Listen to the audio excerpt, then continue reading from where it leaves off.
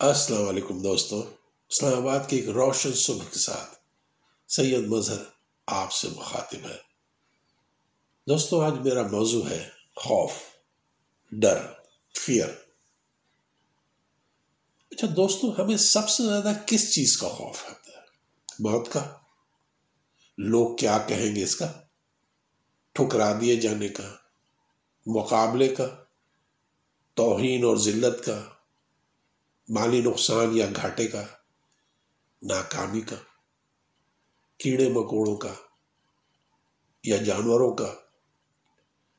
یاد رکھیے، ہماری جو تخلیقی صلاحیت ہے اس کا سب سے بڑا دشمن اور ہماری ترقی میں سب سے بڑی رکاوٹ یہ خوف ہوتا ہے۔ یہ خوف فرق ہے پازیٹیو اور نیگیٹو لوگوں کے بیچ۔ آپ دیکھ لیجئے، یہ خوف نیگیٹو لوگوں کو مزید کمزور اور خوفزدہ کر دیتا ہے، لیکن مضبوط لوگ وہی ہوتے ہیں جو اپنے خوف پر قابو پا لیتے ہیں تاکہ زندگی میں مناسب رسک لے سکیں۔ یاد رکھیں، خوف اور خطرے میں فرق ہوتا ہے۔ خطرہ اصل ہوتا ہے، حقیقی ہوتا ہے، لیکن خوف صرف خیالی ہوتا ہے، ہمارے تصور میں ہوتا ہے۔ ہمارے اکثر خوف اور ڈر کی بنیاد اگر سے پڑتی ہے۔ اگر ایسا ہو گیا تو کیا ہوگا؟ اگر ویسا ہو گیا تو کیا ہوگا؟ جب کسی چھوٹی چیز کا سایہ اس سے کئی گنا بڑا نظر آئے نا، اسے خوف کہتے ہیں۔ خوف ہم کو قابو میں کر لیتا ہے، ہماری ترقی روک دیتا ہے، اور اسی خوف کی وجہ سے ہم اپنے بہت سے خواب کبھی پورے نہیں کر پاتے۔ ہمارے خوف ہمارے لیے ہماری حد، ہماری قید بن جاتے ہیں۔ یہ خوف ہمارے آئیڈیاز کو کبھی پریکٹیکل نہیں ہونے دیتے، ہماری انرجی ختم کر دیتے ہیں، ہماری صلاحیتوں کو مفلوج کر دیتا ہے۔ سچ پوچھے تو خوف ناکامی سے زیادہ خطرناک ہوتا ہے، کیونکہ دیکھیے نا دوستو، ناکام ہونے سے پہلے ہم کم از کم کوشش تو کرتے ہیں، لیکن ایک خوف زدہ انسان تو کوشش بھی نہیں کرتا۔ اصل میں جس غار میں ہمیں ہمارا خوف داخل ہی نہیں ہونے دیتا، اسی غار میں ہماری کامیابی کا خزانہ چھپا ہوتا ہے۔ یاد رکھیے، اکثر مشکل اور دشوار گزار راستوں سے گزر کر ہی ہم سب سے خوبصورت منزلوں پر پہنچ پاتے ہیں۔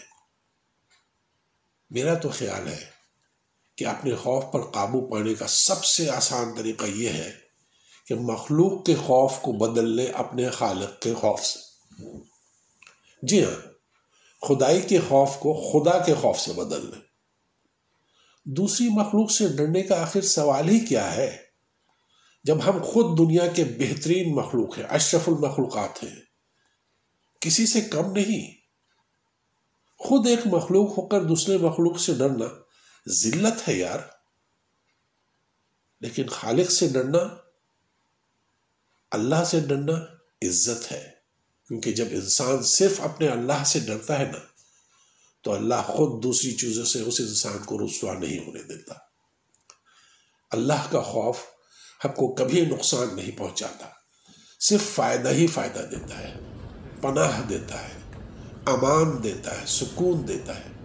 لیکن جب ہم دوسروں سے ڈرتے ہیں نا، تو اللہ بھی ہم کو اس خوف کے ساتھ تنہا چھوڑ دیتا ہے، جو آہستہ آہستہ ہم پر قبضہ جما لیتا ہے۔ دوستو، اسی لیے تو کہتے ہیں جو اللہ سے ڈرتا ہے وہ کسی سے نہیں ڈرتا، اور جو اللہ سے نہیں ڈرتا وہ سب سے ڈرتا ہے۔ اللہ کا خوف خوفناک نہیں، خوبصورت ہے، میٹھا ہوتا ہے، انسان کو آرام دیتا ہے، سکون دیتا ہے، ہم کو گلے لگاتا ہے، کیونکہ اللہ عادل ہے، کسی پر ظلم نہیں کرتا۔